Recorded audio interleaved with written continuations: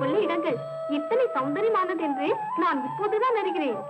இது பருவத்தின் கிளர்ச்சி குமாரி. வயதின் சௌந்தரியம் நிறைந்தால் அது பார்க்கின்ற காட்சிகளை பசுமையாக்கும். சித்திரலேகா, அழகாக பேசுகிறாயே.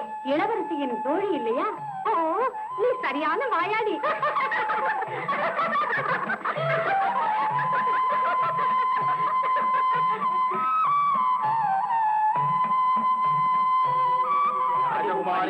வணக்கம். இளவரசி நீடோடி வாழ்க.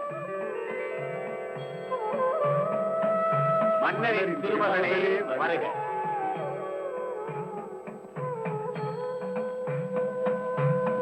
குமாரி, அவர்களுக்கெல்லாம் ஏதோ குறையிருப்பது போல் தோன்றுகிறது. எல்லாரும் தங்களுக்காகவே நிற்கிறார்களே. அவர்கள் ஏன் அங்கு நிற்கிறார்கள்? போய் கவனித்து வா.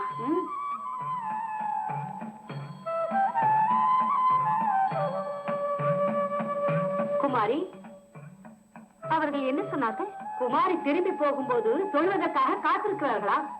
என்னை தொழுவா? ஆம் குமாரி, ஆலயம் தொழுதால் பாவம் மட்டும் போகுமாம், அழகை தொழுதால் மோட்சமே கிடைக்குமாம்.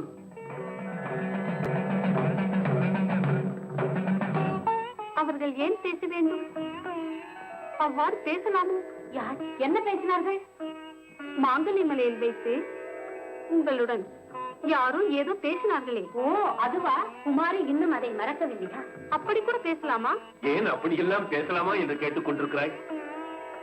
யார் என்ன சொன்னார்களாமா? ஒன்றும் இல்லை. இல்லை இல்லை, ஏதோ தயக்கம். வழக்கம் இல்லாத விதமாக உன் கன்னங்கள் கனிந்திருக்கின்றன, கண்கள் சிவந்திருக்கின்றன, நெற்றியில் வியர்வை. மாங்கல்ய மலையின் அழகு முழுவதையும் கண்மணி இங்கு கொண்டு வந்து விட்டால் போல் இருக்கிறது. மாங்கல்ய மலையில் என்ன நடந்தது? நிஜம் சொல்லுங்கள். யாரோ வாலிபர்கள் வாலிபர்கள் குமாரி செல்லுமிடமெல்லாம் தொழ காத்திருந்தார்கள். தொழுவதற்காகவா? ஆமன்னவா. எதற்கென்று நீங்கள் கேட்கவில்லையா?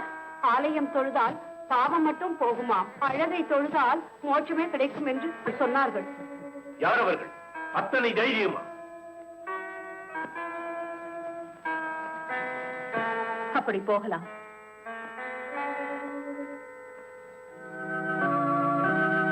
என் மகளை குறித்து அவ்வாறு பேசியது யார் என்று தெரிந்து கொள்ள வேண்டாமா இருந்தது? அதை விசாரித்து பிரயோஜனம் இல்லையா? சாவித்திரி இந்த ராஜ்யம் ஆள வேண்டிய ராணி. அதுதான் சொன்னேன். அங்கரட்சகர் துணை இல்லாமல் போக அனுமதித்திருக்க கூடாது. நாட்டிற்கும் ராணிக்கும் அப்புறம்தான் தன்னிச்சையும் விருப்பமும். ராணி ஆயினும் இளம் பருவம் மற்றவர் பார்ப்பதும் அபிப்பிராயம் பேசுவதும் உலக வழக்கம். அது பொறுப்பை உணர்ந்து போக வேண்டிய முறையில் போக வேண்டும். இதை நான் சொல்ல வேண்டுமா? சரிதான், நீ சொல்லுவதும் சரிதான். புருஷர்களுடைய புகழரேதான் ஸ்திரீகளுடைய அனைத்திலும் பெரிய பலகீனம். அவள் பிராயமும் பருவமும் ஒரு பிரச்சனையே அல்ல, இது படைப்பின் அவசியமும் கூட. நம்முடைய மகளே இன்று அதற்கு ஒரு உதாரணம் இல்லையா? தாங்கள் கவனித்தீர்களோ? என்னுடைய மனதை குழப்பிக் கொண்டிருக்கிறது. திருமணத்திற்கு அவசரப்படும் அளவுக்கு இளவரசிக்கு வயதாகிவிட்டதா? ராஜ்யம் ஆள வேண்டிய ராணி இல்லையா? வாழ்வு இளம் பிராயத்திலேயே தொடங்கட்டுமே. எல்லாம் அரசரின் சித்தம். சாவித்திரிக்கு ஏற்றதொரு மணவாளன் எப்படி இருக்க வேண்டும் என்று எடுத்துச் சொல்ல வேண்டிய அவசியம் இல்லையே. அந்த பொறுப்பை நம்பிக்கையோடு என்னிடம் விட்டுவிட்டால் போதும். எல்லா அரசர்களுக்கும் விவரம் அனுப்புங்கள். தேவை இருந்தால் அமைச்சரே தொடர்பு கொள்ளுங்கள். உத்தரவு. எம்போ குருவே, நல்லா வெண்ண மாதிரி அரைச்சு கொடுக்கணும் தெரியுமோ?